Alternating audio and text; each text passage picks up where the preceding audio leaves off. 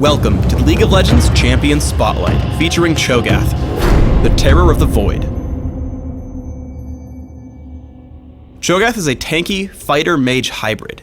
He excels at withstanding damage, crowd-controlling groups of enemies, and dealing very significant burst damage to single targets. ChoGath's passive is Carnivore.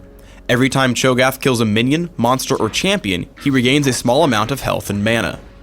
After a brief delay, Rupture damages, knocks up, and slows all enemies in an area. This ability can be cast in the Fog of War to hit enemies you can't see. I take Rupture at level 1 and max it by level 13.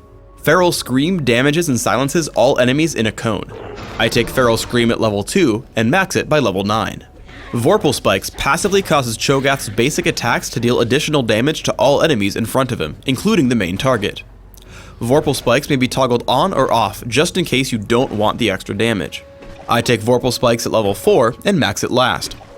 Feast deals immense true damage to a single enemy, dealing significant damage to a champion and even more damage to minions and monsters. If ChoGath kills the enemy with Feast, he grows larger and gains a Feast stack that increases his maximum health. Feast can only stack a few times, but stacks last until death, upon which he loses half his stacks.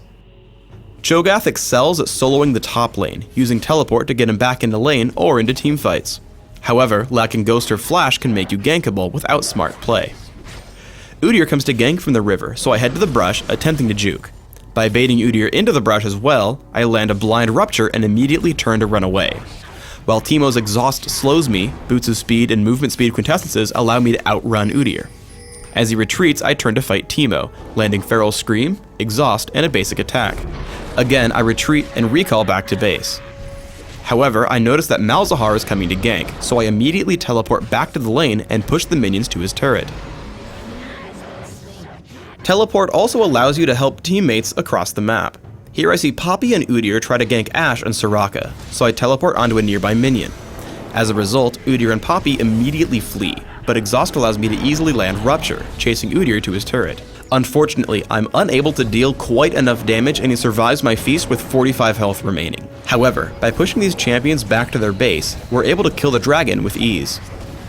In a team fight in mid lane, I try to focus high priority squishy targets. I exhaust Teemo and push forward, taking on Ryze with Feral Scream and Feast. As he runs with Quicksilver Sash, I continue chasing, as my significant movement speed through Force of Nature, runes, and masteries allow me to chase down Ryze, taking him down with basic attacks, Vorpal Spikes, and another Feral Scream. I want to ignore tanks like Leona, but once I see Udyr and Teemo are retreating, I turn, landing Rupture in the Fog of War.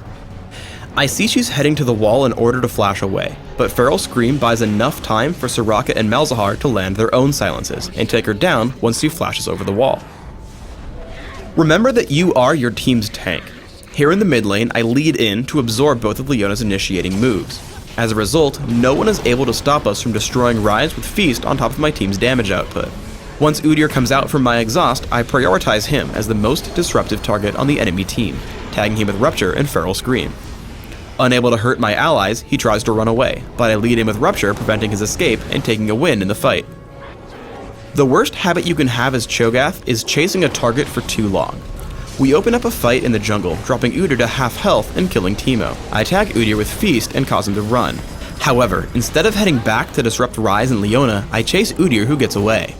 As a result, most of my team dies before I can make it back to the fight. Sometimes you need to play more defensively, protecting your team instead of assassinating enemies. I lead Poppy with Rupture, but Ashe stops her with Enchanted Crystal Arrow. I stay on Udyr, as he will deal tons of damage to our Ashe with his Trinity Force. Feast sets up Ashe for a free kill, and I look around, seeing Leona extremely low on health.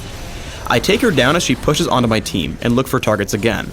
As Ryze runs away, I turn around for Poppy, and then to Teemo once she runs away.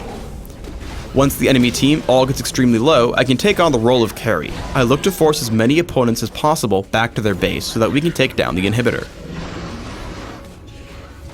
On Dominion, start ChoGath at the bottom lane until level 6. His early pushing with Rupture, Feral Scream, and Vorpal Spikes is extremely strong, as you can see the Boneyard reduced to just a sliver of health before being pushed out.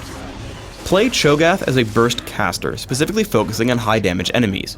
I head for Shaco, landing Feral Scream and hitting Feast as he walks across me. As he gets away, I turn onto a Mumu, who tags me with his ultimate. However, I notice Shaco deceive back into the fight. I sense him going for our Lux, so I walk up to her directly on top of Shaco as he exits stealth. As a result, we take him down with Feral Scream, and Lux survives. ChoGath is also a great defender. Malzahar pushes towards our quarry, but I line up Rupture and Feral Scream, taking out much of the minion wave. Once the minions are cleared, I head in toward Malzahar, forcing him to completely give up on the point as I head back up to support the rest of my team. By building cooldown reduction and health regeneration through Frozen Heart, Shirelia's Reverie, and Force of Nature, ChoGath can siege points for a very long period of time. I push in on the windmill with my team, harassing Vayne before diving for the kill with the active on Shirelia's Reverie plus Feast. Then I'm able to tag Fizz with Feral Scream, keeping him from escaping as Shyvana and I take him down. After taking the point, we regroup to defend the windmill. Seeing Vayne get tagged, I run in just to damage her with Feast. The resulting damage lets Shaco deceive from across the screen to kill her with 2 Shiv poison. Without a ranged carry left in the enemy team, Amumu and Fizz make a run for it out of the windmill.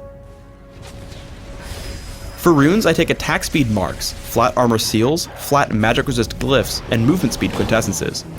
This build allows me to survive early game harassment as I sustain with Carnivore, and stick to enemy targets, demolishing them with Vorpal Spikes and Feast. My masteries are 1, 22, 7, taking Exhaust and Teleport in Classic, or Exhaust and Ghost in Dominion.